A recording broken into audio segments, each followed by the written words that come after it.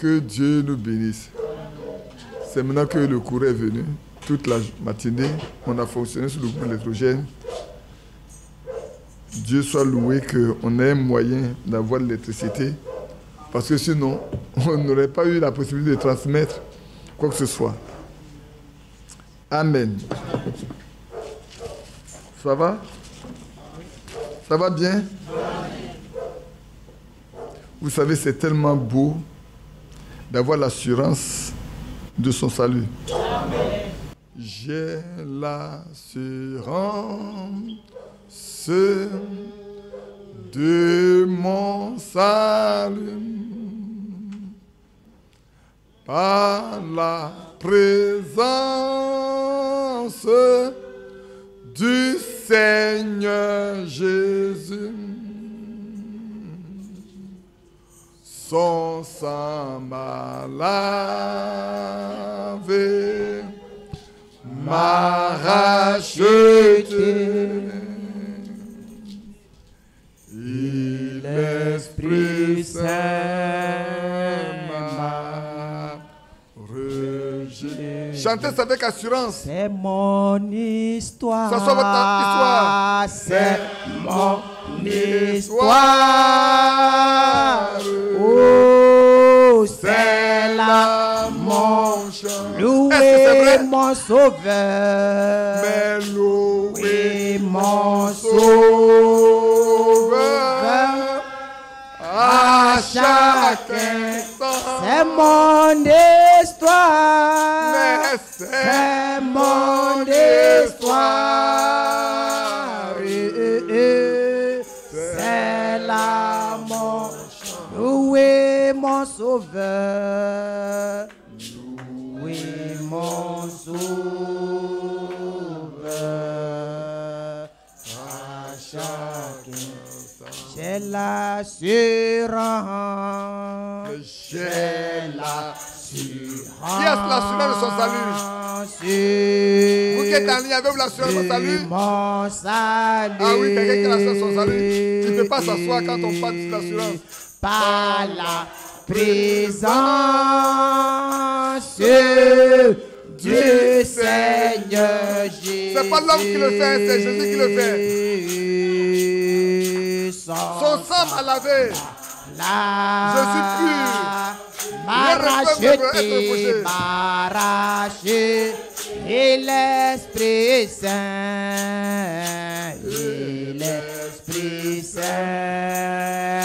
m'a régénéré. Oui, c'est mon histoire, c'est mon histoire. Golgotha est mon histoire. La résurrection est mon histoire. La présence de Jésus, c'est l'histoire des enfants de Dieu. Louez mon sauveur. Louez Jésus. Louez mon sauveur. À chaque instant. C'est mon histoire. C'est mon histoire. C'est l'amour. Louez mon sauveur. Louez mon sauveur. À chaque instant. C'est mon histoire. C'est mon histoire. C'est l'amour. Louez mon sauveur. Louez mon sauveur. À chaque instant. C'est mon histoire. C'est mon histoire. C'est l'amour. Louez mon sauveur. Louez mon sauveur. À chaque instant. On reste debout en même temps. Seigneur, c'est tellement vrai.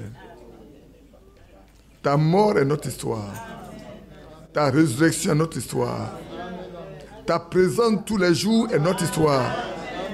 Et notre histoire va se terminer quand nous sommes dans le millénium avec toi. Quand tu viens nous chercher, toi-même, oh notre Dieu, pas un homme, pas un ange, pas un prophète, pas un docteur, pas un pasteur, toi-même. Quand tu pousseras ce grand cri, les morts en Christ ressusciteront premièrement. Et tous les vivants en Christ seront transformés. Oh, quel corps glorieux. Les nuées seront apprêtées pour les recevoir. Et ils monteront sur les nuées pour aller te rencontrer dans les airs. Et nous sommes toujours, pour toujours, avec toi. C'est ce qui nous rassemble ce soir, Père. C'est cette promesse qui nous rassemble. Oui, c'est vrai. Parce que tu n'es pas un homme pour mentir. Ce que tu dis, tu le fais. Tu dis à Abraham, ta postérité possède la porte de ses ennemis. Cela a eu lieu. Tu dis à Abraham, sois, regarde les étoiles, si tu peux les compter. Ainsi en sera ta postérité. Cependant, ce temps-là, il était seul. Tu l'as appelé seul. Aujourd'hui, c'est vrai. Ça s'accomplit à la lettre. C'est pour ça que, Père, nous croyons. Comme les premiers ont cru en ta résurrection, Job l'a dit. Il dit, il te verra lui-même. Ses propres yeux te verront. Ce jour-là, quand tu as poussé ce cri à Golgotha, Seigneur, eux tous étaient ressuscités. Mais le matin, quand tu es apparu, la Bible dit qu'ils sont sortis de leur tombeau. Et ils ont rentré dans la ville. Les gens les ont vus. Et tu les as menés avec toi en captivité. Tu as pris toute la captivité partie dans le ciel. Ils nous attendent. Oui, c'est vrai. Tu pourrais dire, un jour viendra. Ils viendront de l'Est. Ils viendront de l'Ouest. Du Nord, du Sud. Et ça sera la même table avec Abraham. Oh, ça sera beau ce jour-là, Père. C'est pour ça que nous nous rassemblons. En prévision de ce que tu vas faire, nous nous rassemblons maintenant. Pour que tu nous instruises. Tu nous parles. Tu nous tailles. Tu nous façonnes. Tu nous rends semblables à Christ. Oh, notre Dieu. Voilà pourquoi nous demandons que tu nous pardonnes nos péchés, nos iniquités, nos forfaits, nos manquements. Seigneur, ne regarde pas nous, mais regarde la croix. Là où ton fils bien-aimé a pris ma place, la place de mon frère, la place de ma soeur. Désormais, ils ne sont plus redevables. Tu as tout acquis. Il a tout laissé dans la tombe. Il est sorti vainqueur pour nous prouver que la victoire est possible. La résurrection pour les saints est possible. Oh, gloire à toi. Gloire. Gloire. Gloire à l'agneau. Gloire, alléluia, gloire. Gloire, gloire,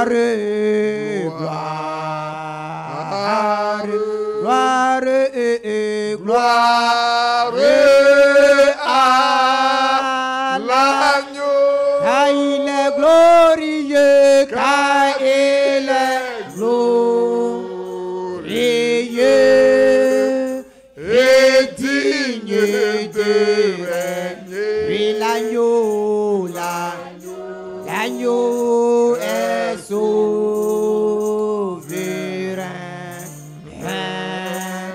Nous élevons,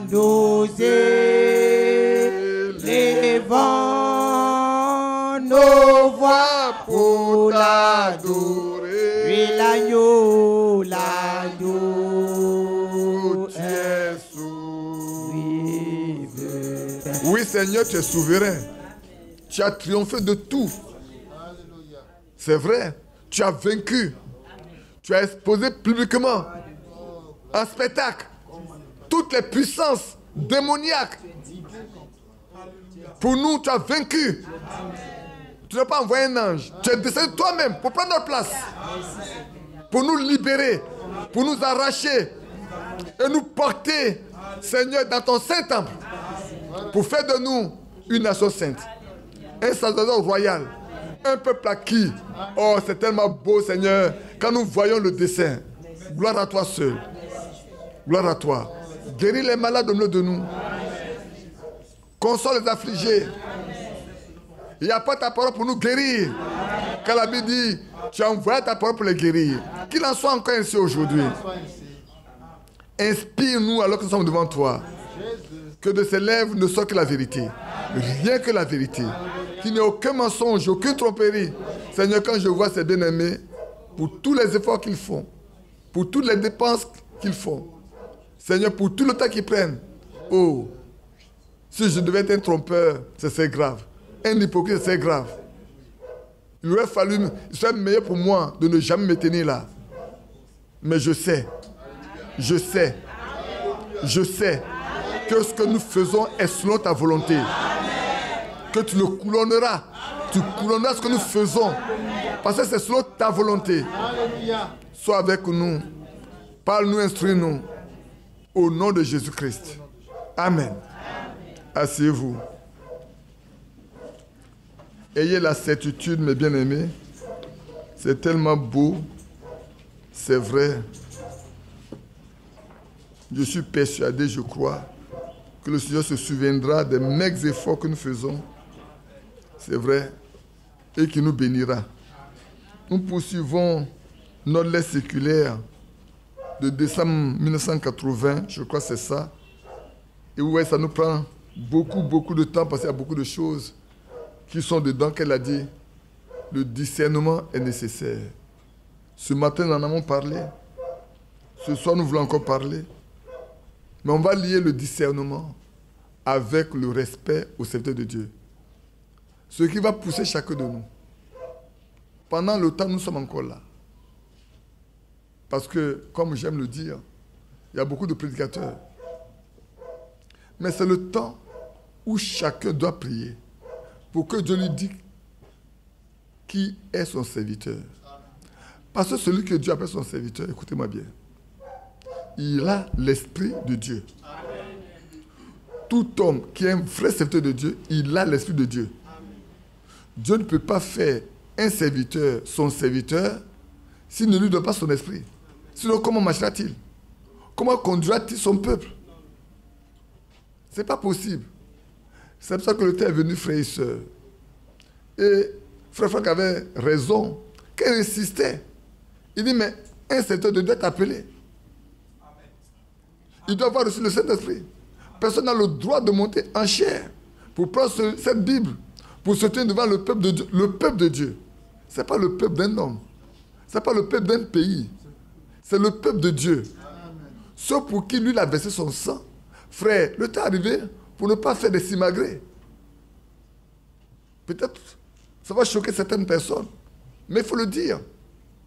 Nous avons affaire au peuple de Dieu. Laissez-moi vous lire dans Acte 20. Alors que ça me venait, j'aimais le lire.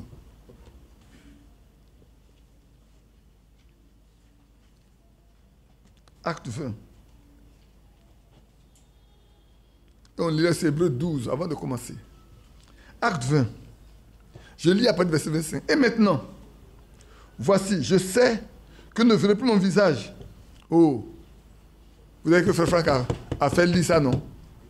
Avant de partir là, il a fait lire ça. Pour montrer que lui aussi, désormais, on ne verra plus son visage.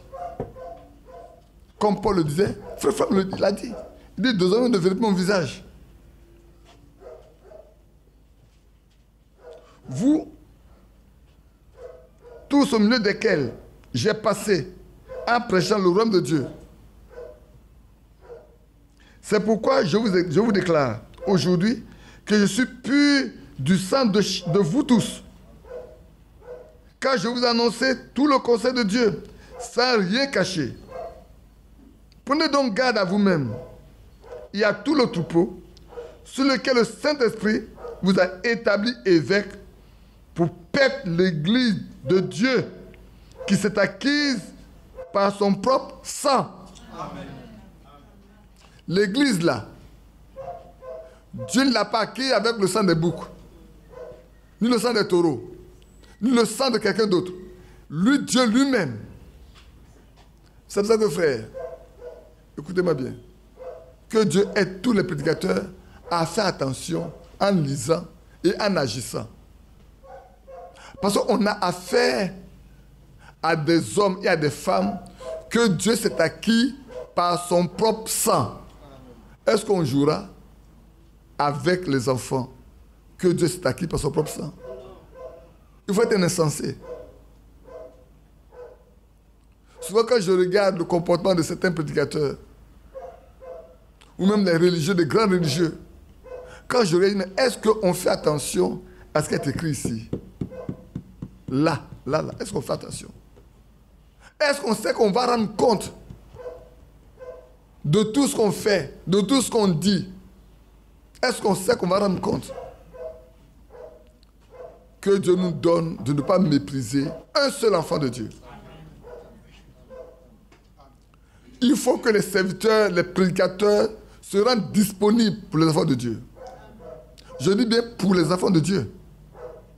Parce que si un enfant de Dieu vient vers toi, il faut que tu sois disponible pour le recevoir. Pour l'écouter. Pour répondre à ses préoccupations. Parce que c'est un fils de Dieu ou une fille de Dieu. Ne méprise pas. Tu le méprises. Tout à l'heure, on va lire le respect envers les serviteurs de Dieu. Et vous verrez ce que Frère Branham m'a dit. Si on va dans Hébreux 9, 12, prenez Hébreux chapitre 9, le verset 12. Je lis à partir du verset 11. Mais Christ est venu comme souverain sacrificateur des biens à venir. Il a traversé le tabernacle le plus grand et le plus parfait, qui n'est pas construit de main d'homme, c'est-à-dire qu'il n'est pas de cette création. Et il est entré une fois pour toutes dans le lieu très saint, non avec le sang des boucs et des taureaux, mais avec son propre sang, ayant obtenu une rédemption éternelle. Voilà ce que Christ a fait. Il n'est pas parti pour un taureau, un bouc, un chevreuil, quoi que ce soit, pour acquérir ceux qui lui sont destinés depuis la fondation du monde à cause du péché. Il est descendu lui-même pour payer le prix, pour verser son sang, pour faire taire le diable et arracher ceux qui, dès le commencement, ont été connus. Ceux qui étaient perdus et qu'il est venu sauver. Il n'est pas venu sauver ceux qui ne sont pas perdus. Christ n'est pas venu pour ceux qui ne sont pas perdus. Il est venu pour nous qui sommes perdus. C'est pour les bénis qu'il est venu. C'est pour les malades qu'il est venu. Il est venu en tant que guérisseur pour les malades. Il est venu en tant que sauveur pour ceux qui sont perdus. C'est vrai. Et il rachète tous ceux qui sont perdus par son sang. Par son propre sang, frère. Moi, quand je vois le thème, son propre sang, le propre sang de Dieu, ça me donne la crainte. Ça me donne une grande crainte. Quand je vous vois là, je dis j'ai affaire à des hommes et à des femmes pour qui Dieu a donné sa vie. On ne peut pas jouer avec. On ne va pas se faire grand. On doit se faire petit, très petit. Peut-être vous ne voyez, peut-être certainement, vous ne voyez pas la valeur que vous êtes. Peut-être vous ne voyez pas la valeur que vous êtes. Mais devant Dieu, c'est un gros héritage. Il a vendu tout pour venir vous acquérir. Ce riche-là qui a découvert une perle dans un champ, la Bible dit, il n'est pas à tout vendu pour venir acquérir le champ à cause de la perle qui est dedans. Le Seigneur n'a pas regardé sa déité, pour voir sa divinité, sa grandeur. Même les anges étaient sous lui. Sa domination, il les a laissés. Il est descendu. Il a pris la forme la plus simple. Un homme. Il a été méprisé, abandonné, délaissé. Comme un agneau, comme dans la boucherie, il n'a pas ouvert la bouche. Content, il n'a pas ouvert la bouche. Il a accepté tous les sacrifices pour ceux qui lui appartiennent. C'est pour ça que, frère, le jugement sera terrible. Hein. Quand il viendra en tant que juge, ça sera terrible. Maintenant, il est là comme un rédempteur. On fait ce qu'on veut de ses enfants. On méprise même ses enfants. On n'écoute pas les enfants. On peut même chasser ses enfants. Mais c'est parce qu'on oublie que ce sont les enfants de Dieu. C'est parce qu'on ne fait pas attention à cela. C'est pour eux que Christ est mort. On ne fait pas attention. Hein? Prions pour que Dieu nous donne de faire attention, frères et sœurs. Et que vous-même fassiez attention aussi entre vous. Parce que souvent, on se chamaille. On se fait des histoires. On ne s'aime pas. Que Dieu nous donne de faire attention. Que Dieu nous donne de faire attention. Et de marcher dans l'amour. Dans le respect. Que Dieu nous bénisse. Ainsi donc, vous voyez, c'est tellement beau. C'est un tableau qui est peint, qui est tellement joli. Quand on voit Dieu descendre lui-même, Dieu lui-même, le Créateur lui-même, pour ceux qu'il a créés et qu'il a formés, et que le diable a vu les détourner. Dieu dit, tu ne vas pas mettre un terme à mon plan. Satan, tu ne peux pas mettre un terme à mon plan. Bien au contraire, tu vas me permettre de développer tous les attributs que j'ai. Tous les attributs qui sont à moi là, tu vas me permettre de les déployer pour que mes enfants voient. Ils vont voir que je suis un Dieu qui sauve, un Dieu qui bénit, un Dieu qui guérit, un Dieu qui soutient, un Dieu qui garde. Alléluia. C'est vrai. Pour chaque élément, Dieu a déployé son attribut. Frère, si le Seigneur n'est pas mort, on ne s'est jamais sauvé. S'il n'était pas un guérisseur, on ne serait jamais guéri. Non, pas du tout. Il pourvoit. C'est le Dieu qui pourvoit. Il a ça comme attribut. Le Dieu qui protège, il est le protecteur, il est le médiateur, il intercède. Le diable a donné la possibilité de développer tous ses attributs. Pourquoi nous le voyons?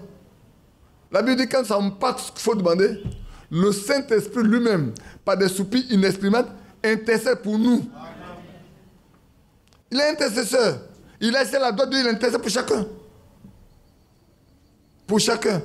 Intercédons les uns pour les autres. Aimons-nous les uns les autres. Respectons-nous les uns les autres. Ayons de l'amour pour nous, entre nous. Même plus loin, frère. Même nos ennemis. Et ce que vous devez savoir, seul l'amour parfait est demandé là-bas. Ce n'est pas l'amour filial. Ce n'est pas l'amour entre nous ici. Non, il faut dans nos cœurs là, l'amour qui est parfait, l'amour qui est Dieu.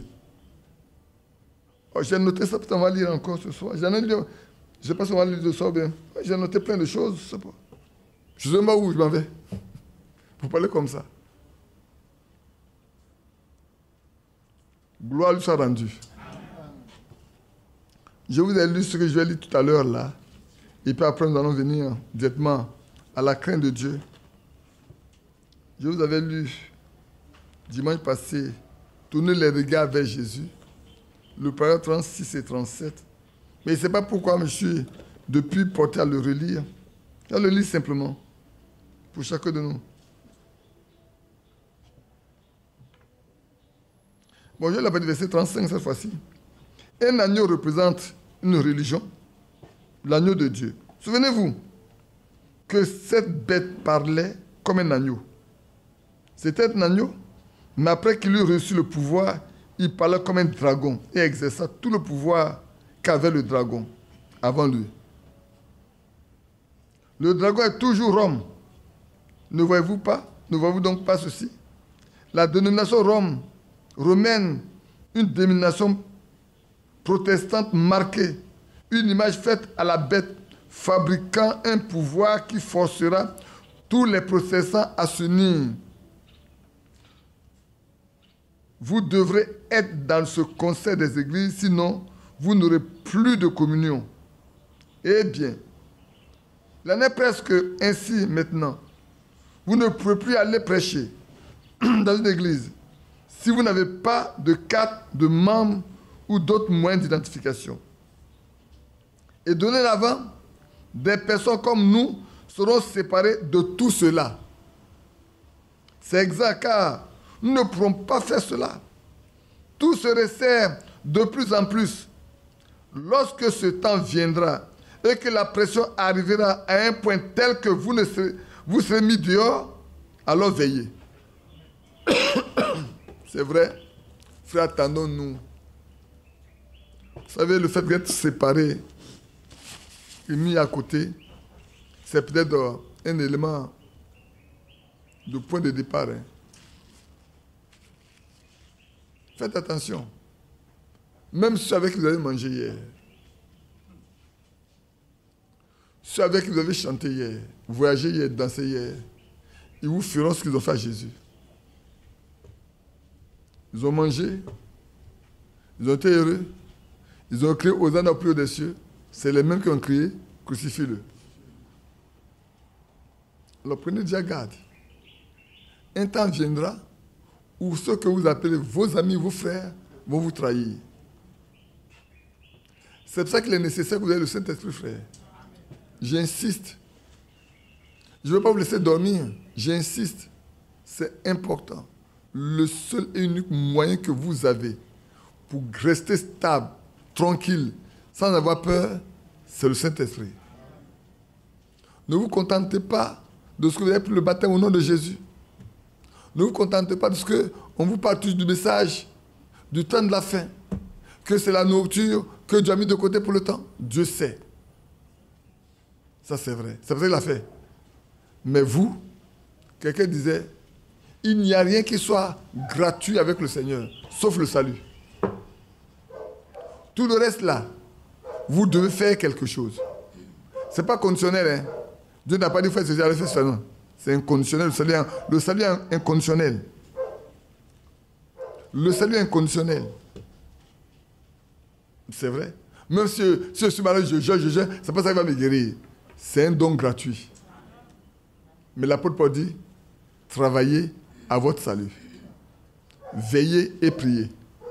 Ce matin, on a lu dans ce que Frère Franck nous a donné. Vous vous souvenez, non? J'ai lu quelque chose, non? Il dit, on n'a pas pris garde à l'avertissement.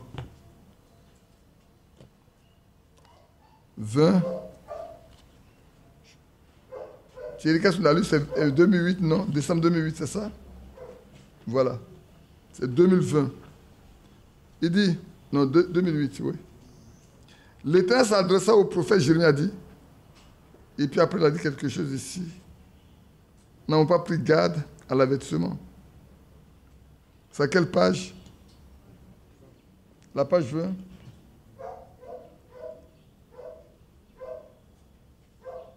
Est-ce que c'est vraiment la page 20? Je ne crois pas. J'ai lu quelque chose. Depuis. Ah oui. 20. Depuis le commencement du ministère de Frère Branham, un puissant cri d'appel au réveil s'est déclenché. En d'autres termes, depuis que Dieu a donné à Frère Branham d'apporter le message, le cri de réveil a commencé. Les vierges folles et les vieilles sages prirent leurs lampes et se mirent en marche pour aller à la rencontre de l'époux. Donc, ce n'est pas un groupe seul, c'est deux. Donc, les deux marchent, chacun s'en va. Comme l'époux retardait sa venue, tous s'endormirent. Nous n'avions pas pris garde à l'avertissement. On s'endort. Quand on s'endort, alors qu'on te dit que voilà la situation, et puis tu t'endors là, ça tu ne prends pas garde. Ils n'ont pas pris garde à l'avertissement. Veillez et priez afin que vous ne tombiez pas en tentation. Matthieu 26, 41. C'est le temps de veiller, le temps de prier. Sachant que, frère, nous sommes dans Matthieu 25.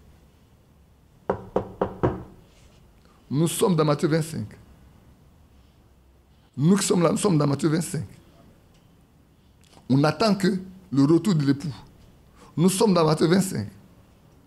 Veillons et prions. Prenons garde. Ne nous laissons pas entraîner à toutes les discussions. Comme je vous disais ce matin. Oh, maintenant, il y a un moyen d'être prédicateur. Il suffit d'avoir WhatsApp, d'avoir Telegram. Et puis chaque matin, quand vous vous réveillez là, il y a beaucoup de messages qu'on vous envoie. Beaucoup d'extraits des prédications de Frère Franck, de Frère Branham qu'on vous envoie. Beaucoup d'extraits des versets bibliques qu'on vous envoie. Il y a une soeur qui m'a envoyé ça à chaque fois. Il a dit, soeur, Tu as fait devenir prédicatrice de messages maintenant. Donc il t'est autorisé d'envoyer aux frères tes prédications. Non, frère, c'est pas j'ai lu que ça me fait du bien, mais ça te fait du bien là. Tu penses que quelqu'un d'autre ne dit pas pour lui? Moi aussi, je lis pour moi. Ce qui me fait du bien, c'est que je t'envoie ça. Ce que le Saint-Esprit me montre là, pour moi là, est-ce que moi je t'envoie ça? Garde pour toi.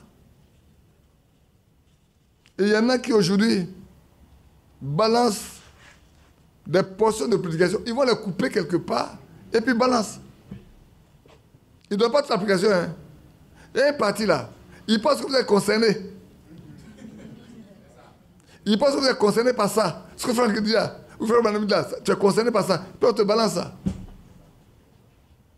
Quelle misère.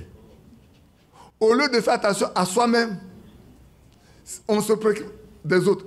Et tu as te préoccupé des autres, et puis le matin, quand on dit à l'envers, tu as dit, hey, je ne suis pas parti. Mais celui dont tu parles, il est parti où? Il est parti. Que Dieu nous aide. Donc, pour revenir ici, une image faite, non.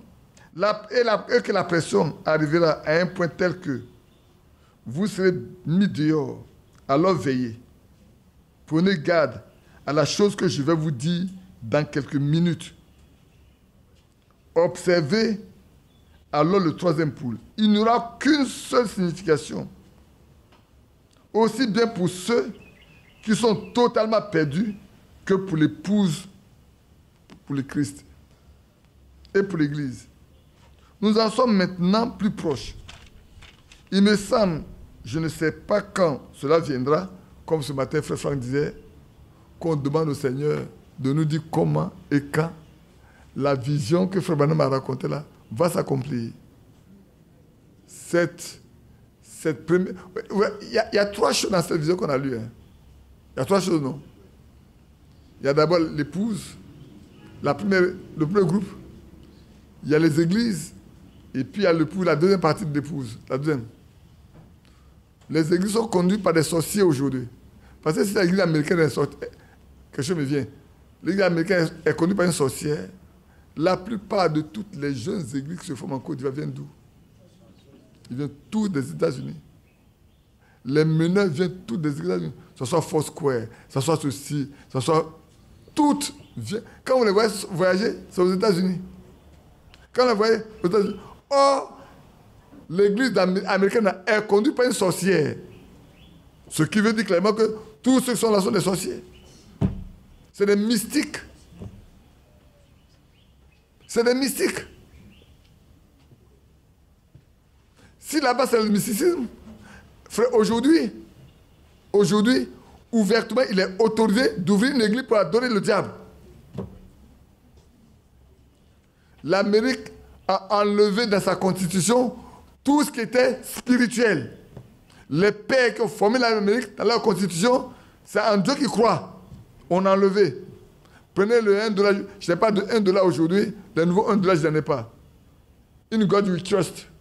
Je ne sais pas si ça existe encore dessus. En Dieu, nous mettons notre confiance. En Dieu, nous croyons.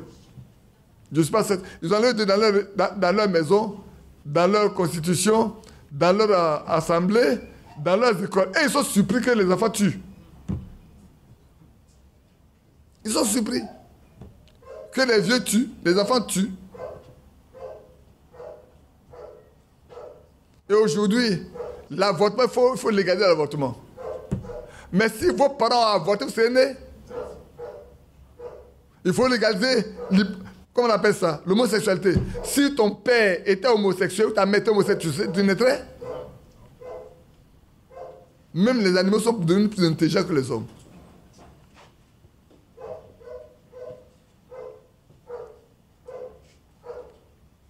Je ne sais pas.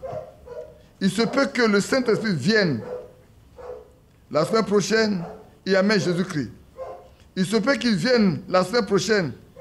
Il peut même venir ce soir. Je ne sais pas quand il viendra.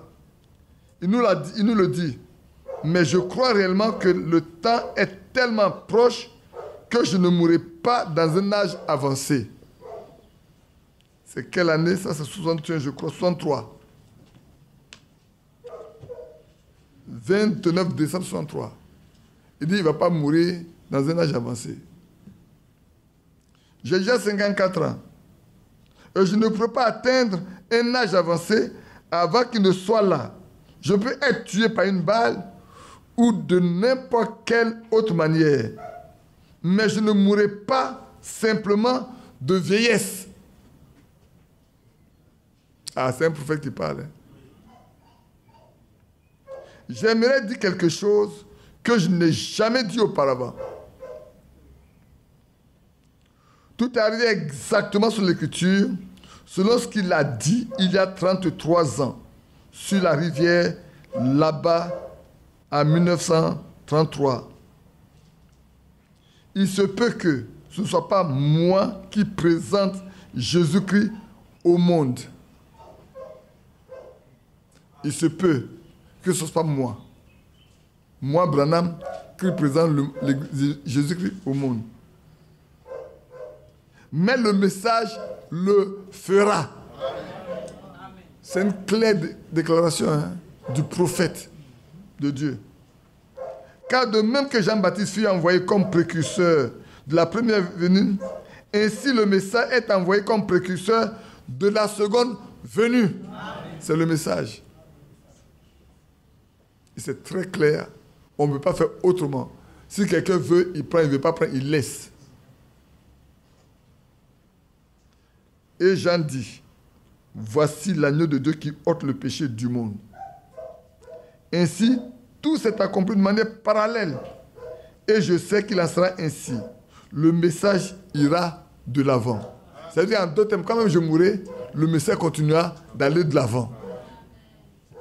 Parce que le message doit présenter Jésus-Christ. Donc, ça ne peut pas s'arrêter. C'est pour ça que le départ de Frère Franck là n'arrête pas ce que le message a à faire. Le départ de Frère Franck permet encore le message d'être plus vu par ceux qui veulent voir. C'est ça, non, frère? Que Dieu nous bénisse. Maintenant, je reviens à notre discernement. Le discernement est nécessaire. C'est ce que je vous dis depuis longtemps. Le discernement est nécessaire. Et le matin, quand on a lu la lettre circulaire de juin 78, on s'est arrêté. C'est précisément maintenant. Je suis tout à l'heure arrivé au respect de ces deux, mais on va lire ici un peu encore. C'est précisément maintenant. Non, prenons un peu plus loin, comme on l'a lu le matin. Peut-être qu'il y en a qui nous prennent en route, en cours. J'aimerais qu'ils comprennent. Il faut que tout ce qui est humain, nous le considérons comme de la boue. Avant que nous ne puissions accepter ce qui est divin comme étant quelque chose de précieux. Maintenant encore, la plus grande partie de la foule passera à côté du véritable accomplissement de la prophétie biblique. Occupée qu'elle est par des publications pieuses et se laissant enlacer par des interprétations humaines de la parole de Dieu. Que Dieu nous engage, nous. Et vous qui écoutez en ligne, prêtez attention. Écoutez bien ce qu'elle dit. Pour ne pas vous laisser enlacer, emporter par des choses qui sembleraient être tellement venues de Dieu. Alors que c'est des humains, c'est des pensées humaines, c'est des idées des hommes de faire les choses parce que tout le monde est aujourd'hui ébranlé par le départ de Frère Franck.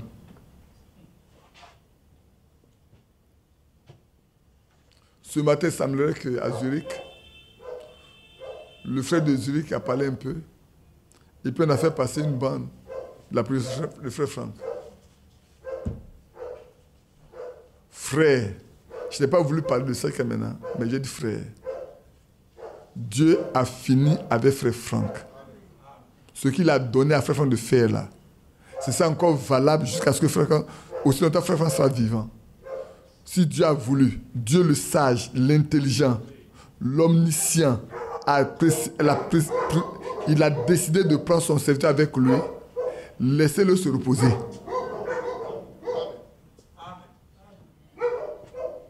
Que Dieu bénisse son âme. Occupée qu'elle est par des applications pieuses et se laissant enlacer. C'est précisément maintenant qu'il s'agit de discerner pour chaque chose ce qui est juste. Ayons le discernement pour chaque chose qui est juste. Premièrement, nous devons connaître le temps dans lequel nous sommes, nous vivons. Deuxièmement, reconnaître le message dans lequel nous vivons.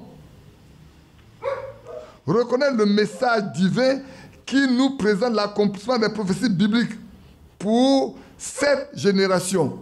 Le temps est venu pour que chacun de nous reconnaisse le message prophétique divin qui nous présente l'accomplissement des prophéties bibliques. Frère, on a reçu les révélations de tous les mystères. Pour tous les mystères qui concernent l'épouse, frère, le Seigneur n'a rien caché. Il a fait révéler tout est dans vos mains. Il n'y a rien de nouveau qui sera révélé. Lui qui était chargé de révéler, il a tout révélé. Tout ce qui viendra de nouveau ne viendra pas du Seigneur. Puis ce frère Franck m'a dit, il dit tout ce qui doit être révélé là a été révélé par frère Franck. Frère Branham, tout ce qui n'a pas été révélé par frère Branham et qui vient après là, c'est une interprétation. On applique ça aussi à son temps. Je l'applique aussi à son temps. Tout ce que frère Franck n'a pas prêché et qui soit prêché maintenant là, c'est faux.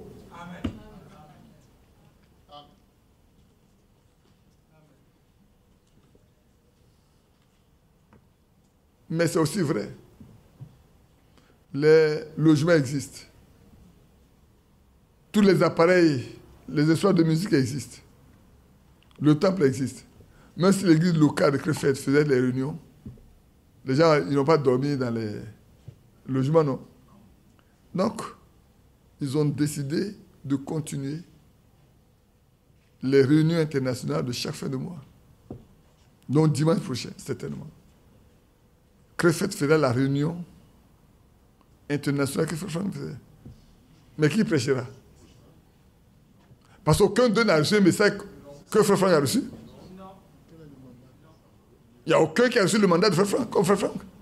Du vivant de Frère Franck. Je peux me tromper, hein. Vous qui êtes là depuis des années, pour nous qui écoutons, qui sommes venus en retard, est-ce que Frère Franck, à la fin de chaque mois, ou au début de chaque mois, a laissé quelqu'un prêcher à sa place dans l'église?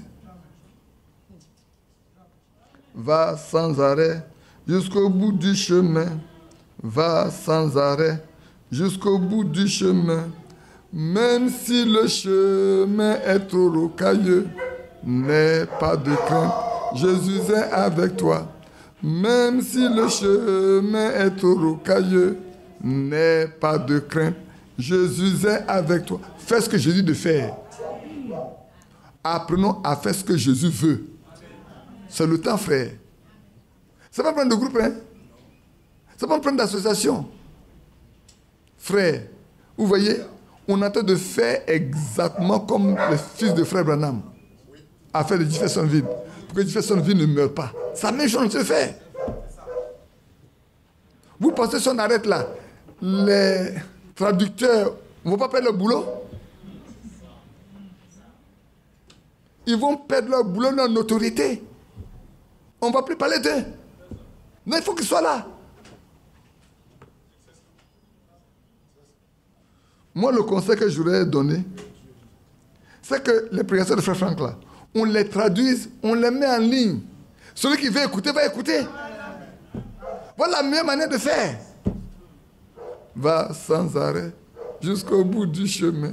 Hein, va sans arrêt jusqu'au bout du chemin. Même si le chemin est trop rocailleux, frère, n'ayez pas crainte, n'ayez pas de crainte. Le chemin va être difficile, mais allez-y seulement.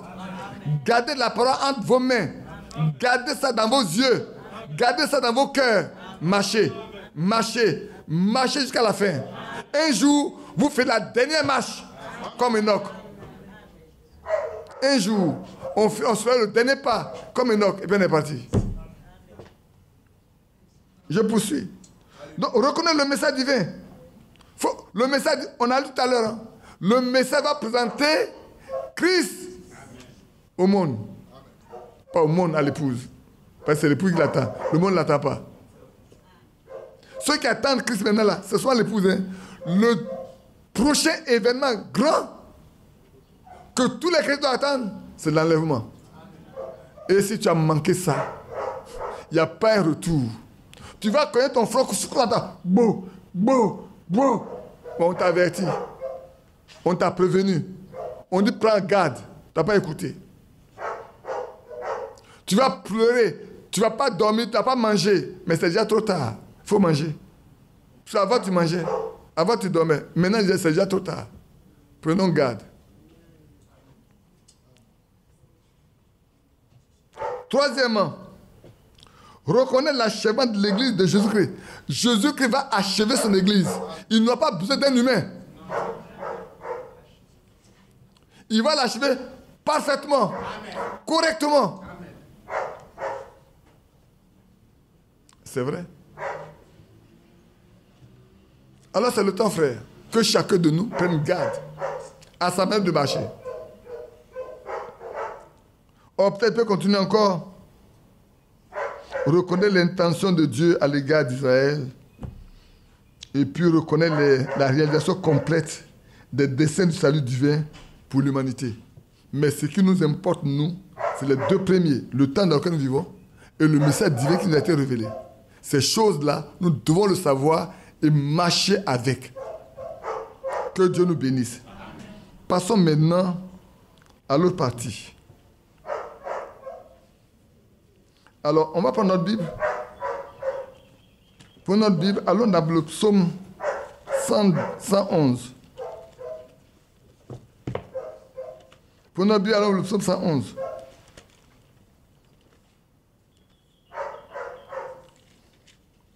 Les chiens, vous avez décidé aujourd'hui. Hein. Le psaume 111, le verset 10. La crainte de l'Éternel est le commencement de la sagesse.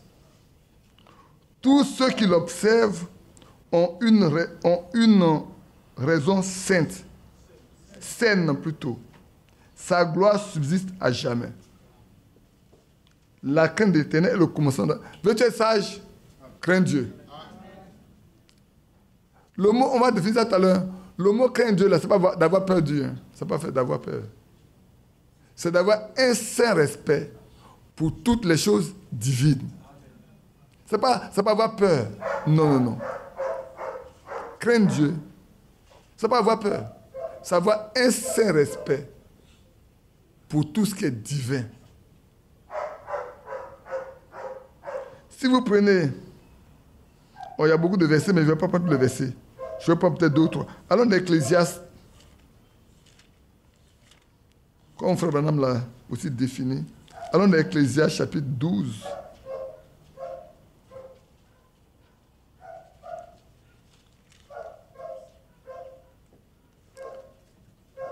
Verset 15. Et puis après on lira dans Jean 13, 20. Et on prendra la prédication discernée le divin de l'esprit. Je ne sais pas si je l'ai ici.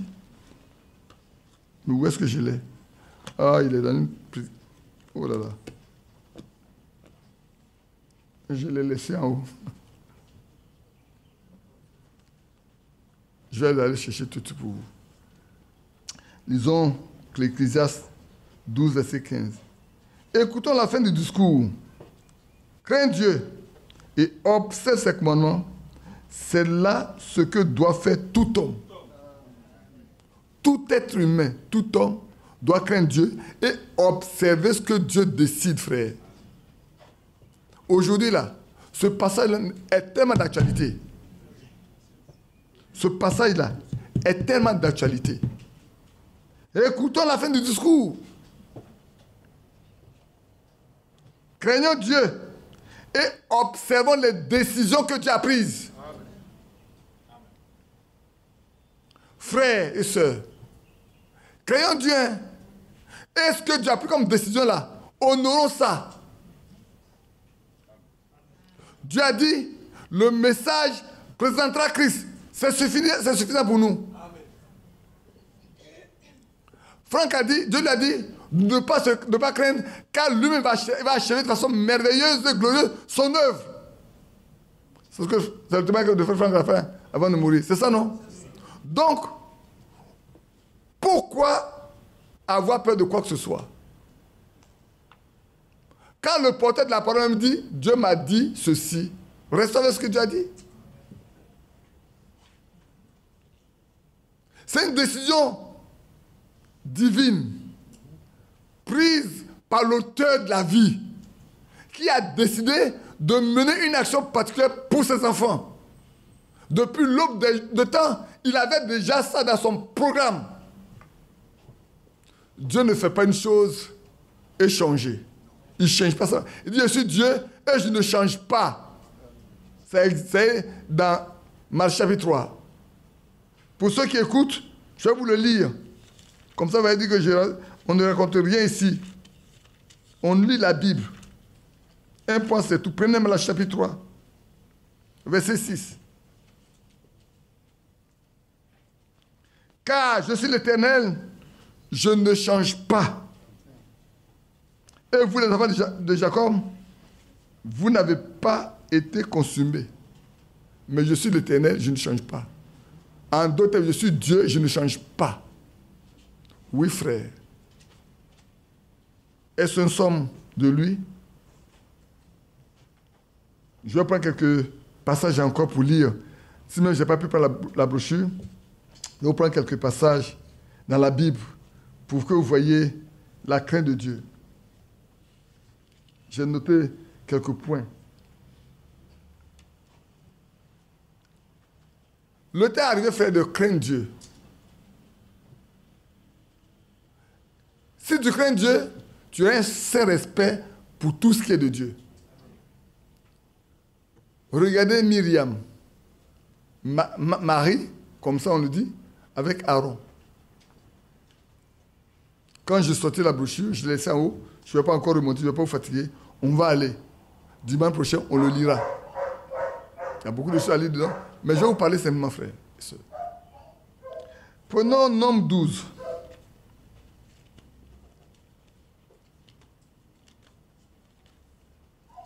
Sinon, quelqu'un dira, donc, il ne peut pas prêcher sans les brochures alors. Comme si je n'ai jamais fait ça avant. Prenons Nombre 12. Je vais là-bas, verset 1. Le temps s'assombrit un peu, peut-être à 17h. Je vais arrêter pour nous donner le temps. Donc il reste encore à peu près 21 minutes. Marie et Aaron parlaient contre Moïse au sujet de la femme éthiopienne qu'il avait prise. Qu'elle avait pris une femme éthiopienne. Frère, laisse-moi arrêter ici un instant. Ici, j'ai fait une petite remarque pour chacun de nous. Souvent, les gens oublient que ce qui concerne un frère ou une soeur, Dieu ne sait pas. Même si un frère a péché, une soeur a péché, on pense que Dieu ne sait pas. C'est faux, Dieu le sait. Et je vais vous dire une chose, frère. Dieu connaît mieux chacun de nous que nous nous connaissons nous-mêmes. Et Dieu connaît nos frères mieux que nous les connaissons. Nous n'avons qu'une vue partielle de la vie de nos frères, de nos sœurs. Nous avons une connaissance partielle de nos frères et de nos sœurs. Dieu les connaît mieux que nous parce que c'est lui qui les a créés. Et leur vie est permanemment devant lui. Même les œuvres cachées que nous on ne voit pas, Dieu le voit. Dieu les voit plutôt. Donc frère, prenons garde. Voilà Aaron et Marie, qui se plaignent de leur frère.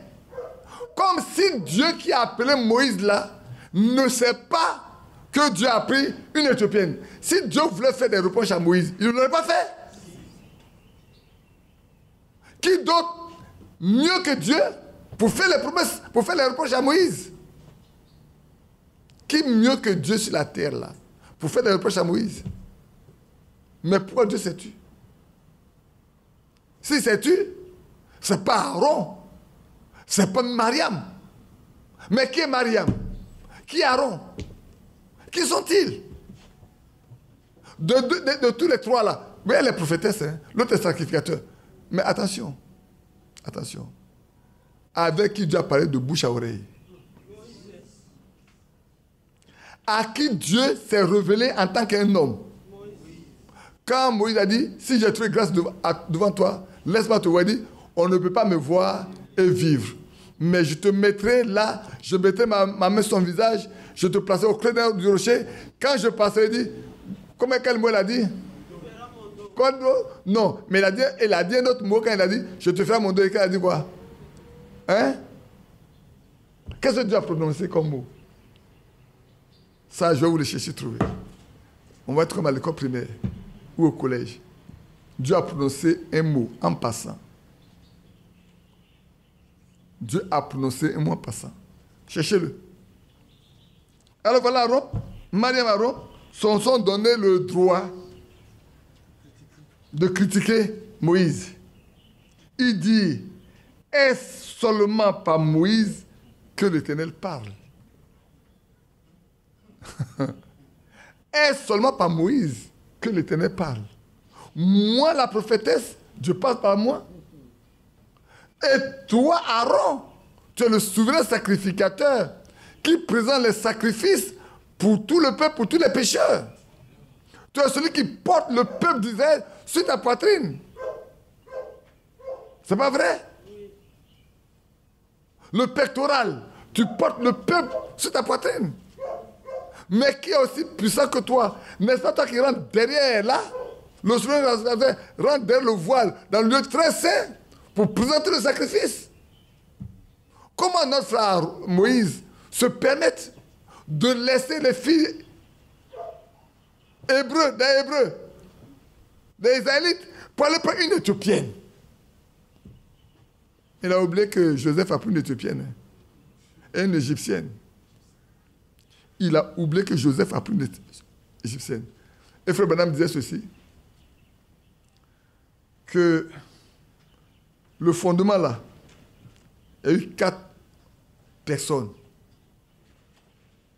Les 4 personnes sont Abraham, Isaac, Jacob et Joseph. Non. Oui, c'est la loi. Il dit Abraham, la première fondation, le premier fondement, Abraham par la foi. C'est pour ça que nous tous là, nous marchons par la foi. Le deuxième, c'est Isaac, l'amour. C'est pour ça que nous devons marcher par l'amour.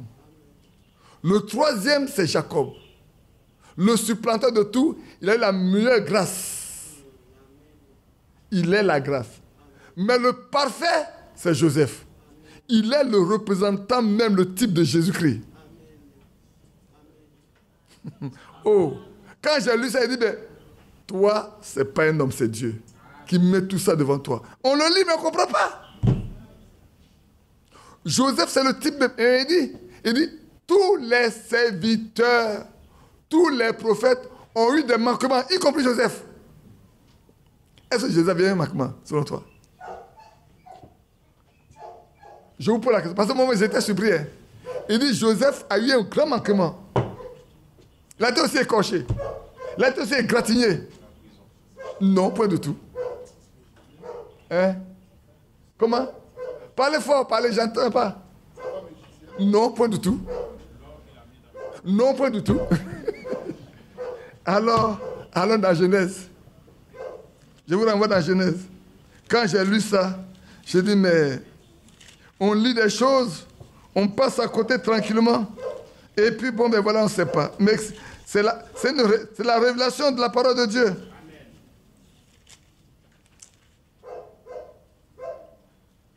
Prenez Genèse 46.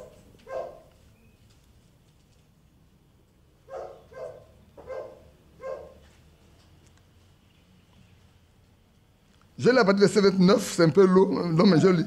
Joseph attela son char et il monta pour aller à Goshen, à la rencontre d'Israël, son père. Dès qu'il le vit, il se jeta à son cou et pleura longtemps sur son cou. Isaïe dit à Joseph, que je meurs maintenant, parce que j'ai vu ton visage et que tu vis encore. Je dis à ses frères et à la famille de son père, je vais avertir Pharaon. Et je lui dirai, mes frères et la famille de mon père qui étaient au pays de Canaan sont arrivés auprès de moi. Ces hommes sont des bergers quand ils élèvent des troupeaux. Ils ont amené leurs brebis et leurs bœufs et tout ce qui leur appartient.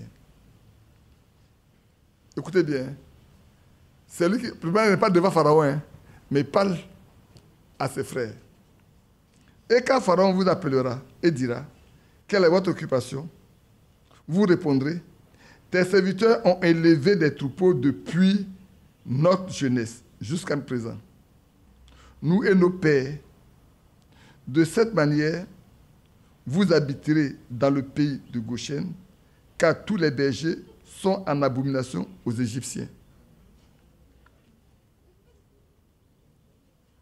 Il dit que quand ils vont arriver là-bas, là, et que Pharaon va leur demander qu'ils ne disent pas qu'ils sont des bergers.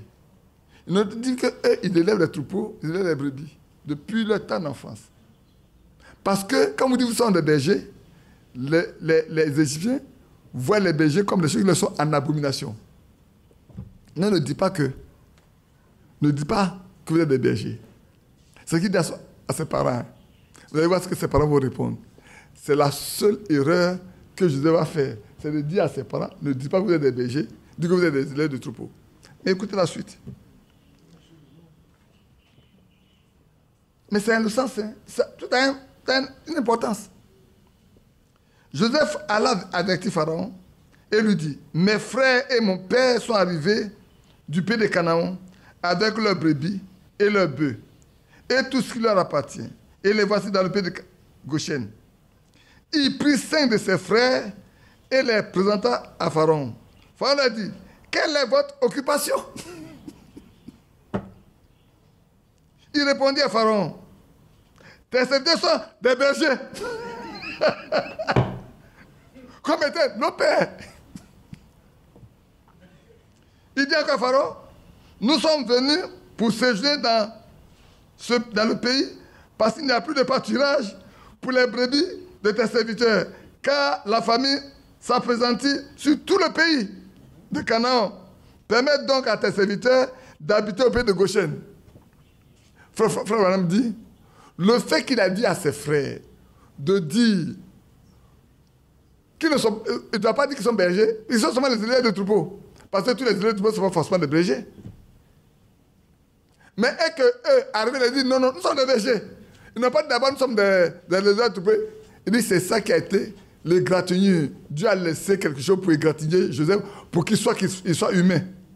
Ça, c'est l'homme humain qui, ayant vécu avec les Égyptiens, essaie de faire voir, il connaît les Égyptiens, donc ne dites pas que vous êtes des bergers parce que c'est en abomination. Mais vous allez voir ce qui va se passer après. Écoutez la suite. Voilà, on dit à Joseph, ton père et tes frères sont venus auprès de toi. Le pays d'Égypte est devant toi. Établis ton père et tes frères dans la meilleure partie du pays, qu'ils habitent dans le pays de Goshen. Et si tu trouves parmi eux des hommes capables, mets-les à la tête de mes troupeaux.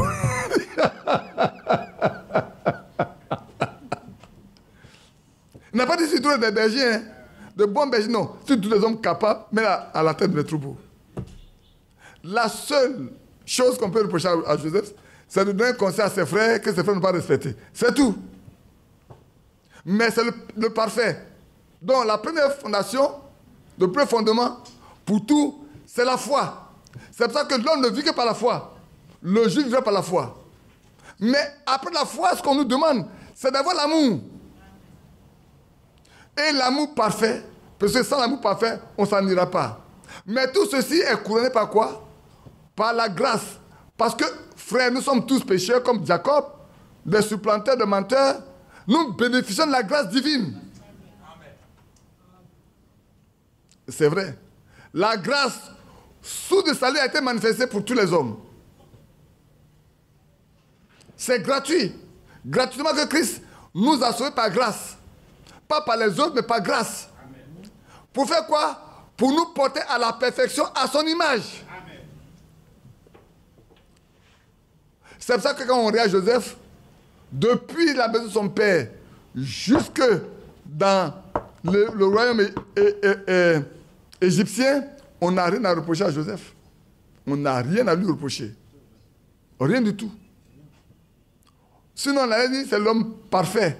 Or, le seul homme parfait, c'est Christ. Le Seigneur a montré par là un moyen pour que Joseph comprenne que ce n'est pas comme ça. Que Dieu nous bénisse. Vous voyez, non? Maintenant, venant, comme je disais tout à l'heure, comme ça, Mariam et puis Aaron. Revenons à notre passage de Nombre 12. Pour aller de l'avant. Je n'ai pas encore terminé. Il dit, est-ce seulement par Moïse que l'Éternel parle? Est-ce pas aussi par nous qu'il parle? Et l'Éternel entendit. Or, Moïse était un homme fort patient. Plus qu'aucun homme sur la face de la terre. Soudain, ça devient compliqué. Hein? Soudain, l'Éternel dit à Moïse, à Aaron et à Marie, allez vous trois à la tente d'assignation. Et ils y allèrent tous les trois. L'Éternel descendit dans la colonne de nuée et il s'était à l'entrée de la tente. Il appela Aaron et Marie qui s'avançaient tous les deux. On aimerait dire, comme on dit ici, candidat au bac approché et il recule. Mais ici, il a appelé pour qu'ils approchent. Il leur dit, écoutez, bien mes paroles. Lorsqu'il aura parmi vous un prophète, c'est dans une vision que moi, l'Éternel, je me révélerai à lui. C'est dans un songe que je lui parlerai. Quand vous aurez des prophètes au milieu de vous, voilà les moyens par lesquels moi je me ferai connaître. Il n'en est pas ainsi de mon serviteur Moïse. Il est fidèle dans toute ma maison. Je lui parle bouche à bouche. Je me révèle à lui sans énigme. Il voit une représentation de l'Éternel. Comment? Ça va? Il voit une représentation de l'Éternel. Il voit une représentation de l'Éternel. Pourquoi Dieu a fait ça? Pourquoi Dieu a donné une représentation de l'Éternel à Moïse? La représentation que Dieu a donnée, c'est laquelle? Tout à l'heure, on a vu. Il a caché la face de Moïse et il faut lui mettre le dos d'un homme. Pour dire qu'un jour, il viendra en tant qu'homme pour sauver ceux qui lui appartiennent. Pour montrer que Dieu va se faire homme pour se révéler aux hommes pour leur salut. Parce qu'en ce temps-là, s'il montrait la face, les hommes sont tels. Il a vu déjà, ils ont fait un pot d'or avant. Ils ont déjà fait un pot d'or. Il ne va pas encore donner un moyen pour faire autre chose. Mon dos là, c'est très large. Tu ne peux pas couper pour dire c'est ça, voilà le dos de Dieu, on va adorer ça. Mais si tu vois son visage, on peut dessiner tout le visage de Dieu, on dit, voilà Dieu, on va faire un buste, et puis on se met à adorer. Oh, c'est beau, hein, Dieu est beau pour nous. Et il dit, pour tous les prophètes, c'est dans des songes, dans des visions, que moi je leur parle. Frère, écoutez bien. Faites la similitude en ce que Dieu a fait avec Moïse et ce que Dieu a fait avec Frère Branham.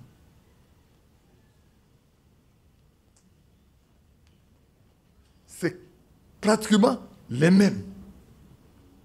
Pratiquement les mêmes. De bouche à oreille. Quand il était sur cette montagne-là, où il y avait le blizzard, dit, Moïse et Branham retournent à la montagne. Hein? Dans ce blizzard. Et il arrive, il s'assoit et mange son sandwich. Et puis la voix lui dit, je suis l'Éternel qui a créé toute l'humanité. Le vent, la tempête, tout ce qui existe, c'est moi qui les ai créés. Lève-toi. Tout ce que tu diras s'accomplira. Demande tout ce que tu veux. Oh, c'est pas dans une vision, hein. Écoutez, mais c'est pas dans une vision, c'est pas dans un songe. C'est comme Dieu parlait à Moïse, qui lui parle. C'est bon, hein, frère. Quoi qu'il lui a parlé en vision et tout, Mais il y a des moments où Dieu s'est révélé à Frère Branham, non pas en vision. Non, point du tout. Pour montrer, frère, quand moi je lis, je vois la similitude, la colonne de nuée avec Moïse, la colonne de nuée avec Frère Branham. Oh oui. Ah oui, frère. Ah oui, frère. Ah oui. Prenons garde. C'est pour ça que ce que nous avons là, frère, on ne peut pas laisser l'homme dominer ça. On doit laisser ça entre les mains de Dieu pour que Dieu s'en occupe jusqu'au bout. C'est trop grand ce que nous avons, frère. Quand l'Esprit de Dieu descend lui-même dans une assemblée pour redessiner les 7 actes de l'Église comme Frère Branham l'a dessiné, frère, quelle confirmation! Quelle confirmation pour montrer à l'humain, aux humains que ce qu'il a fait là, ça ne vient pas de lui. Ça vient de moi. Et je le confirme devant vous. Frère, nous avons quelque chose de très précieux. Hein. Nous devons faire attention. Allons encore à Moïse, on n'a pas encore fini. Pour le respect.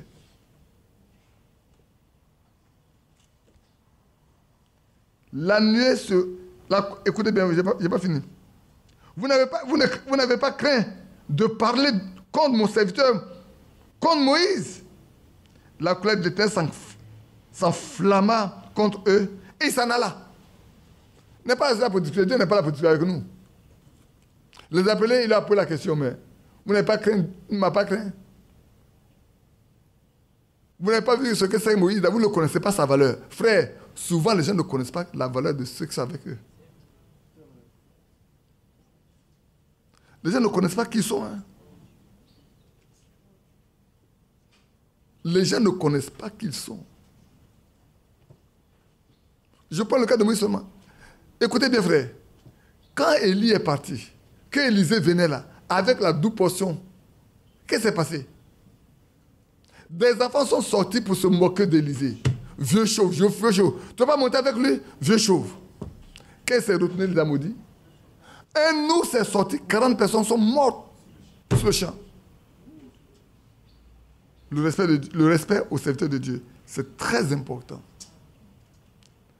Mais qui est serviteur de Dieu? On sommes arrivés au temps où le discernement doit nous pousser à connaître qui est serviteur de Dieu, de peur que nous ne manquions de respect et que ça nous coûte très cher. Ça vous coûte très cher. Ici, quand Dieu s'est enflammé, la colère de Dieu s'est enflammée, il est parti. La nuée se retira de dessus la tente. Et voici, Marie était frappée d'une lèpre blanche comme la neige. Aaron se tourna vers Marie et voici, elle avait la lèpre. Mais pourquoi Aaron n'a pas été touché? Mais les souverains sacrificateurs, parce que ça le frappe, il a voulu être mis hors du camp. Donc le sacrifice ne peut plus se faire. Le sacerdoce ne peut plus être exécuté. Pour éviter que le sacerdoce ne soit pas évité, Dieu a protégé Aaron. Mais pour leur montrer, Marie a été frappée pour leur montrer ce que c'est. Qu'il n'est pas content de l'attitude envers son serviteur. Frère, Dieu te connaît mieux que moi je te connaisse. Si quelqu'un te critique là, il faut dire frère que Dieu te pardonne. Parce que ce que Dieu connaît de moi là, tu ne sais pas. Ce que Dieu connaît me concernant, toi tu ne sais même pas. Peut-être je suis au milieu de vous, je suis un bon type, je suis gentil. Je vais faire rire un peu. J'ai cru voir tout à l'heure Madame Akoto. Elle est là? Où est-elle? Elle est de l'autre côté. On travaillait et puis mes collaborateurs ont adopté une attitude très, très, très irrespectueuse. Vraiment irrespectueuse. Je les ai invités à une réunion, ils ne sont pas venus. Alors, elle, Madame Kwame Blanche, elle était dans une colère pas possible. Je dis, vous fâchez pourquoi? Elle dit, mais papa, franchement, ton calme là nous surprend. Les gens te respectent à ce point, puis tu es calme et tout. Mais votre colère ne va pas accomplir la volonté de Dieu. La colère des hommes n'accomplit pas le plan de Dieu. Et ça, je le dis pour que vous sachiez. Notre colère à nous, là, devant n'importe quelle situation, soyons calmes. Soyons tranquilles. Laissons les choses entre les mains de Dieu. Il agira au temps convenable. Il dit, ne vous vengez pas vous-même, mais laissez agir la colère. Frère, qui peut punir mieux que Dieu? Moi, je vous pose la question. Même la prison ne punit pas les gens. Qui peut punir mieux que Dieu? Si Dieu veut punir un homme là, la prison n'a rien à faire. Prenons garde un frère. Quand je vais lire le respect au serviteur de Dieu de frère Branham là, vous allez voir. Il y en a qui sont morts comme ça. Ils sont morts comme ça. Comme des poulets sont morts. Pour avoir manqué de respect, ils sont morts. Mais pourquoi Méda a eu ce kiss-là? Pourquoi? Pour avoir posé un acte, pour avoir claqué la porte devant son mari. Mais ce n'est pas seulement son mari, c'est le serviteur de Dieu. C'est le prophète de Dieu. Frère, c'est le prophète de Dieu. Pour elle, c'est son mari. Il n'a pas voulu prendre soin de l'enfant, c'est vrai. Mais elle a oublié que derrière l'homme qui est son mari, il y a Dieu. Dans la main de quel se trouve cet homme. Je lirai avec vous, je vais lire les portions, mais je vais ici qu'on voie un peu d'abord ce que c'est. Ici, regardez Corée Dathan, Abiram. Ils ont la même chose. Est-ce pas toi seulement que Dieu parle? Dieu parle aussi par nous. Moi, il dit, vous êtes des Lévites, prenez vos accessoires, demain là, vous vous retrouvez dans la salle d'assignation. Ils sont pas partis. Qui es-tu pour nous donner des ordres? Dieu parle aussi par nous. Et il a dit, retirez-vous. Si ces hommes-là meurent d'une mort naturelle, c'est que Dieu ne m'a pas appelé. Oh là là. Retirez-vous. Loin de leur tente. Ils se sont retirés, ils étaient devant leur tente. Ils veulent voir qui est ce Moïse-là. Qu'est-ce qu'il y a à te de raconter même? Qu'est-ce qui peut arriver? Frère, faisons attention. Hein. Je sais de quoi je vous parle. Faites attention. Nous, on a vécu des choses. Aujourd'hui, on a du mal quand on regarde ce qui s'est passé. Lui, il sait. J'ai dit un jour à quelqu'un que Dieu se tiendra entre moi et lui pour juger.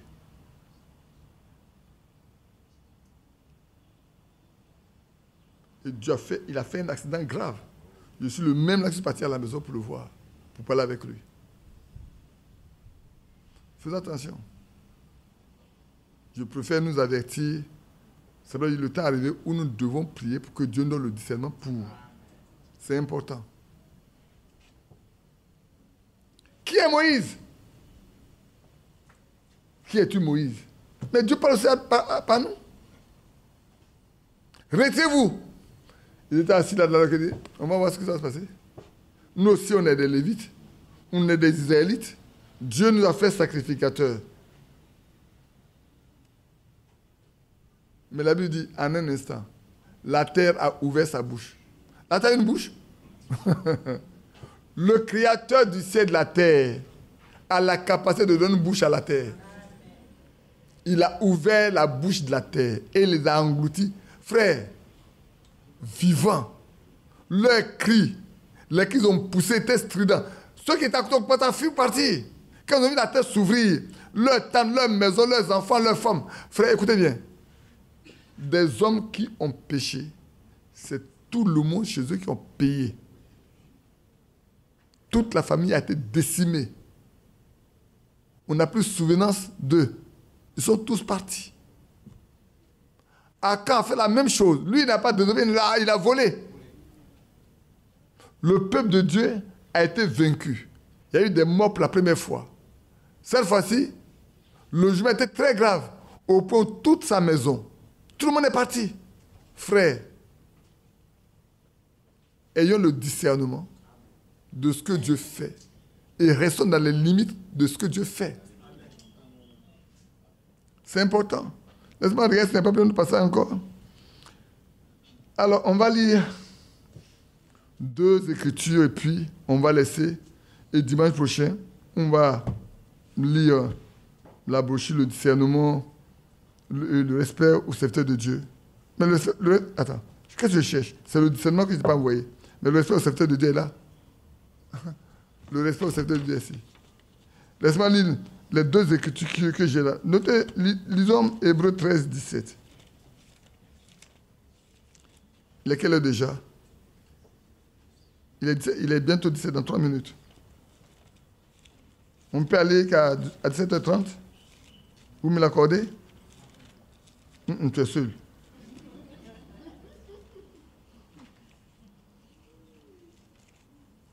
Si les autres se sentent fatigués.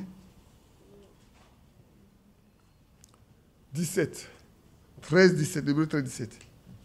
Obéissez à vos conducteurs et ayez pour eux la déférence, car ils veillent sur vos âmes, dont ils devront rendre compte, qu'il en soit ainsi afin qu'ils le fassent avec joie et non en gémissant, ce qui ne vous sera d'aucun avantage. Ce qui ne vous sera d'aucun avantage.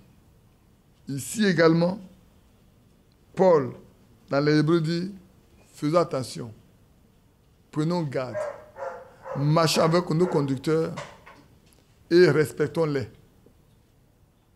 Ayons de la déférence pour eux. Parce qu'ils ont un devoir. Le devoir, c'est de veiller sur vos âmes. Et qu'ils le fassent en gémissant. Et ils devront en rendre compte. Regardez bien quand Frère Branham est parti en haut là-bas, là, quand toutes ces personnes qu'il envoie au Seigneur, là, ils étaient tellement contents. Bien-aimés frères, bien-aimés frères, bien-aimés frères. Des personnes de 90 ans, de tous les âges qu'il a menés à la foi, ils étaient tous dans l'âge de 20 ans, de 18 ans, des jeunes gens, des jeunes femmes. N'est-ce pas? Et puis, qu'elle a dit, mais est-ce que tu peux voir le Seigneur Jésus? Non, tu ne peux pas le voir maintenant. Il faut que tu sois jugé d'abord. En bon? Et Paul. Il dit, mais Paul aussi sera jugé. Si ceux de Paul rentrent, les miens aussi rentreront, parce que j'ai prêché comme Paul. Frère, aujourd'hui, nous devons apprendre à prêcher comme Paul. Parce que prêcher comme Paul, c'est prêcher comme Frère Branham. Et prêcher cette vérité qui nous a été donnée. En ce temps de la fin, là, ce qui a été donné comme nourriture, frère, mangez ça. Priez pour que Dieu nous les donne chaque fois que nous nous réunissons. Qu'elle soit pure, qu'il n'y a rien de souillé qui rentre dedans. Qu'il n'y ait pas un seul ingrédient qui ne soit pas correct. Tout doit être net, pur, compréhensible. Et que notre âme puisse adhérer en disant Amen. Amen. On va le la dernière écriture, puis dire quelque chose, peut dire quelque chose aussi. Lisons 1 Pierre 5. 1 Pierre chapitre 5. Je lis le verset 5 au verset 8. De même, vous qui êtes jeunes, soyez soumis aux anciens. Et tous, dans vos rapports mutuels, revêtez-vous d'humilité, car Dieu résiste aux orgueilleux, mais fait grâce aux hommes. Humiliez-vous donc sous la puissante main de Dieu, afin qu'il vous élève au temps convenable. Et déchargez-vous sur lui de tous vos soucis, car lui-même prend soin de vous. Soyez sobres, frères. Le temps est arrivé. Nous sommes dans un temps très difficile. Soyez sobres. Parlez très peu. Parlons très peu. Restons calmes. Même quand beaucoup de personnes viennent attirer votre langue, s'il vous plaît, taisez-vous. Faites comme si vous ne savez rien. Moins vous parlerez, moins vous pécherez. Moins vous vous mettez à discuter avec les gens, il est probable que vous péchez davantage. Mais n'oubliez pas ce que Matthieu 12 dit. Tous les hommes rendront compte de toute parole qui sort de leur bouche. Par ta parole, tu sois justifié. Par ta parole, tu sois condamné. Donc, parlons très peu. Le temps de la sobriété est là. Parlons très peu. Soyez sobres. Veillez. Votre adversaire, le diable, rôde comme un lion rugissant, sachant qui il dévorera. Cherchant qui il vous dévorera. Résistez-lui avec une foi ferme, sachant que les mêmes souffrances sont imposées à vos frères dans le monde. Que Dieu nous bénisse. Oh, peut-être je vais lire ici quelques éléments dans le respect au serviteur de Dieu. Je vais lire quelques éléments seulement, je ne vais pas tout lire, parce que ça prendra trop de temps. Je vais lire le 48. Je vais lire le 48, je vais lire le 50, 53, 54, 55. 55, on va s'arrêter là, puis on va laisser les autres là pour la semaine prochaine.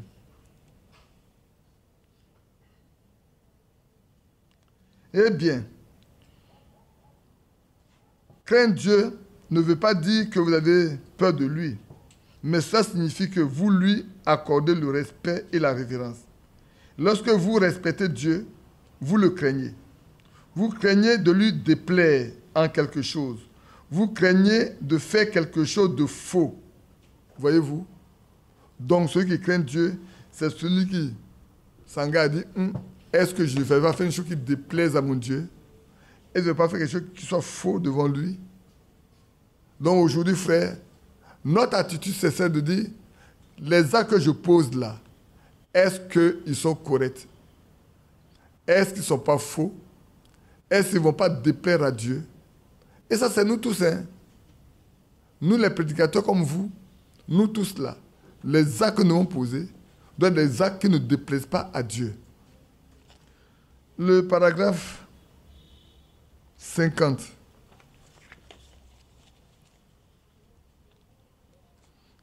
Non, je le 49 aussi. Je crains ma mère, je crains ma femme, je crains mon église, je crains tous les serviteurs de Dieu, dans le souci de ne pas mettre sur leur chemin une pierre d'achoppement. Je reprends. Je crains ma mère, je ne veux pas faire quoi? La tromper. Comme je l'ai lu ici tout à l'heure, là. Ici. Je ne veux pas lui déplaire. Je ne veux pas déplaire à ma maman. Je ne veux pas déplaire à ma femme. Je ne veux pas déplaire à mon frère. Je ne veux pas déplaire aux sœurs. Je crains mon église. Donc, si je crains mon église, je ne veux pas déplaire à l'église. Je ne veux pas trahir la race des élus. Je crains tous les serviteurs de Dieu, dans le souci de ne pas mettre sur leur chemin une pierre d'achoppement. Je crains les gens de la ville, dans le souci de ne pas faire quelque chose de faux qui leur ferait penser que je ne suis pas un chrétien. Vous comprenez? Est-ce qu'on comprend? De ne pas faire quelque chose de faux qui va leur faire penser que je ne suis pas un chrétien. Donc, tous les actes doivent poser doivent leur faire comprendre que je suis un chrétien. Dans mes relations avec eux, tout ce que je dois leur dire doit faire comprendre que je suis un chrétien, que je ne suis pas comme eux. Voyez-vous, avant de pouvoir avoir du respect, vous devez avoir la crainte. Et Dieu exige cela. Il exige le respect. Oui, Dieu le réclame. Et la crainte produit cela. Nous savons que la crainte produit le respect. Le 53. Et parce que Dieu est Dieu, il mérite le respect. Alléluia. Nous devons le respecter et avoir de la crainte pour lui. Et cela produit le respect. Dieu a exigé pour cela, pour lui-même et pour tous ses serviteurs. Dieu exige le respect envers ses serviteurs. Comment savons-nous qu'ils sont ses serviteurs? Parce qu'il confirme ses serviteurs par sa parole. Tout à l'heure, j'ai dit, nous devons prier que Dieu nous révèle qui sont ses serviteurs. Et ici, vous avez le moyen de savoir qui sont ses serviteurs. Il dit, comment savons-nous qui sont ses serviteurs? Comment, quelqu'un dit, mais comment saurais-je que celui-là est un serviteur de Dieu? Il dit, parce qu'il les confirme par sa parole. Il prend ses serviteurs et en fait des serviteurs de Dieu. Et il prouve qu'ils sont des serviteurs en faisant accomplir sa parole au travers d'eux. Ça devient plus clair maintenant là. Laissons la parole de Dieu s'accomplir au travers de ses serviteurs, alors on reconnaîtra qu'ils sont des serviteurs de Dieu. Ainsi, lorsque je vous respecte et que vous me respectez, et que nous nous respectons les uns les autres, alors nous respectons Dieu. Vous comprenez, non, frère? Quand je vous respecte, vous me respectez. Et quand nous nous respectons, alors nous respectons Dieu. Parce que nous sommes les enfants de Dieu. Pourquoi? Frère, Dieu habitant dans le cœur de ses enfants, ne pas respecter ses enfants, c'est ne pas respecter Dieu. Il faut que ça soit clair pour nous tous. Le Seigneur 4. Je n'a-t-il pas dit, toutes les fois que vous avez fait ces choses à l'un de ces petits, des miens, c'est à moi que vous les avez faites. Et il vaudra mieux pour vous qu'on pendît à votre cou une meule de moulin et qu'on vous jeta au fond de la mer que d'offenser un de ces petits. En d'autres termes, ne nous offensons pas les uns les autres. Si nous offensons un fils de Dieu, une fille de Dieu, il aurait été meilleur que nous ne naissions pas. Parce que le jugement va être grave. La punition va être vraiment grave. Et c'est pour ça que nous devons nous respecter les uns les autres. Car je vous dis que les anges voient continuellement la face de mon Père qui est dans les cieux. Or, nous savons que nous, étant des enfants de Dieu, nous sommes une partie de Dieu. Amen.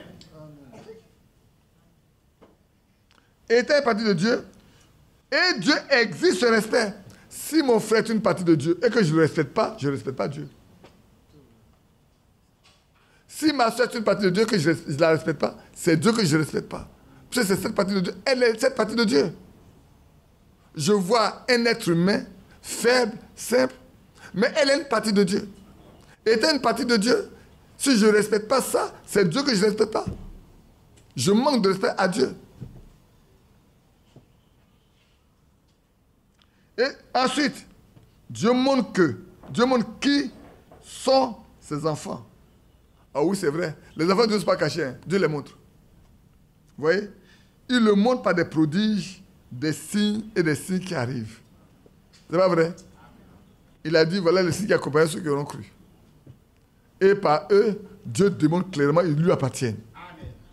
C'est pour ça que l'aveugle né, quand ses yeux sont ouverts, qu'on dit rends gloire à Dieu. Celui-là, Dieu n'est pas avec lui. Il dit, mais moi je ne vous comprends pas. Hein. J'étais avec vous depuis des années, mes yeux n'ont jamais été ouverts. Est-ce que Dieu exauce les pécheurs? Ce n'est pas ceux qui font sa volonté qu'il exauce. On dit, toi qui es né dans le péché, tu vas enseigner qui ici? Il ne vous enseigne pas.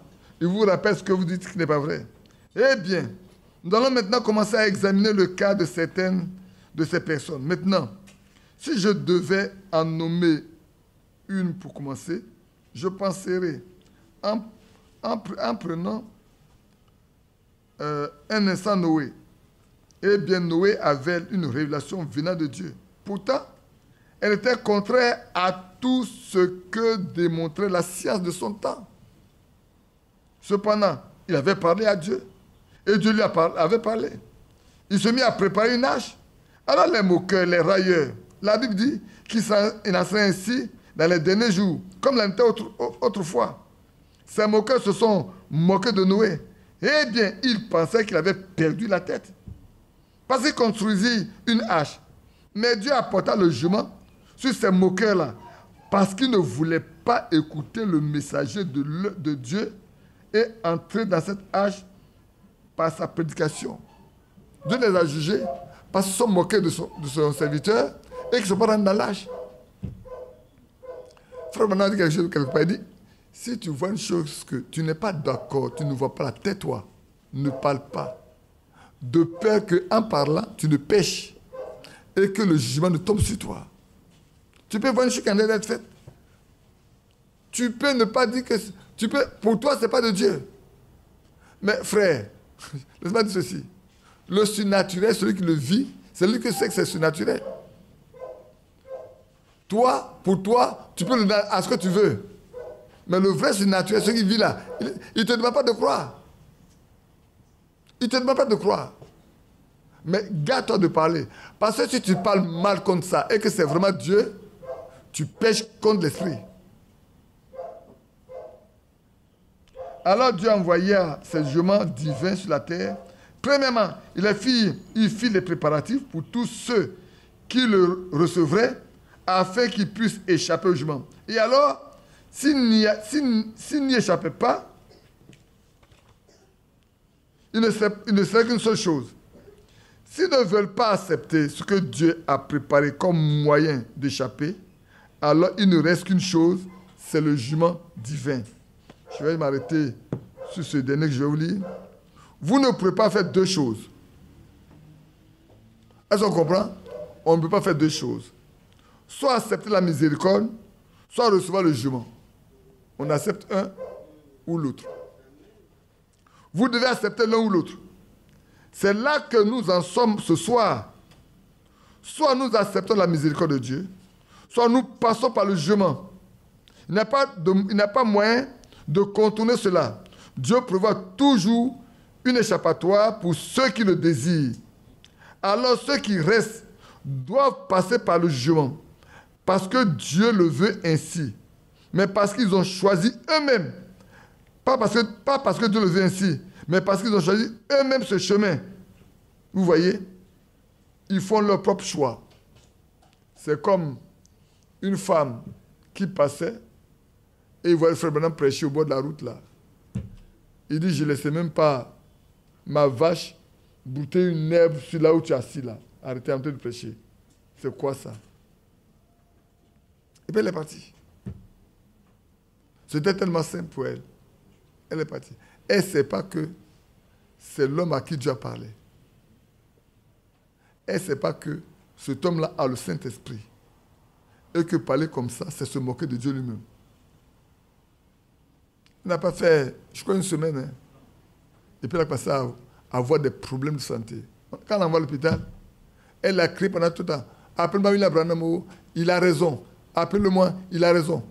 Donc, au moment où on l'a eu, il saute, d'après lui, je saute de ma vieille Ford, je coupe pour arriver là-bas. Il était déjà trop tard. Quand il est monté, il a trouvé l'homme, son mari. Il dit, viens prier pour elle. Il dit, mais on dit qu'il est mort. Il dit, viens prier. Non, ma prière ne sera pas quoi que ce soit pour elle. Ce n'est pas nécessaire. Et l'infirmière arrive, il dit, vous voulez la voir? Il dit, vous voyez ces beaux yeux bleus en train de sortir de leur orbite. Beaucoup de taches, rouge, ça, sur son visage. Elle a tellement souffert. Mais pourquoi? Parce qu'elle s'est moquée de Dieu.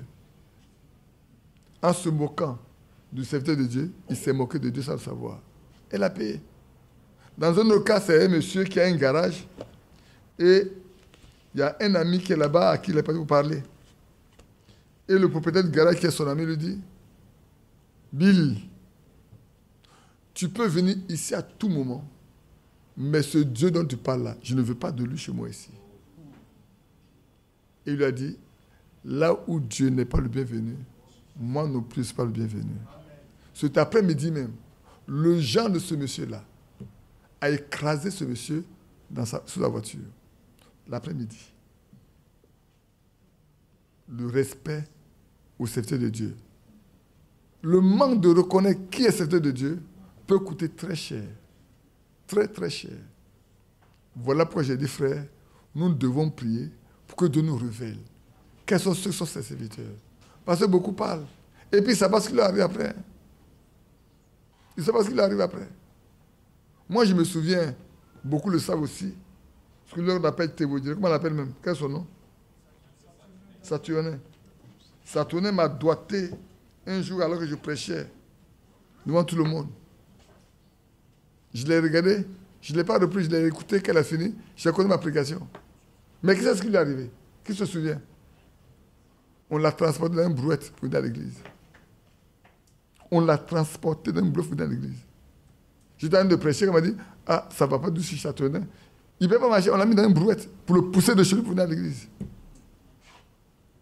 Quand j'ai fini, je suis descendu, j'ai été le voir. Mon frère, que Dieu te pardonne. Je t'ai pardonné, que Dieu te pardonne. Le dimanche prochain, il était à l'église. Le dimanche prochain, il était à l'église. Mais supposons que j'avais voyagé, qu'il n'était pas là. Si j'avais voyagé, il n'était pas là. Ça peut être très dur pour lui. C'est pour ça que nous avons fait très attention. Nous avons affaire à nos frères Prions pour que Dieu nous dise qui sont nos frères. Même parmi vous qui êtes là. Si quelqu'un a le Saint-Esprit, frère, on lui doit tout. Pas parce qu'on n'est pas le Saint-Esprit, on ne voudrait pas tout, c'est pas ça. En tant que des fils de Dieu, nous devons nous respecter les uns les autres. Ça, notez-le, frère. Ne jouons pas avec ça. Ne jouons même pas avec ça. Que Dieu nous bénisse.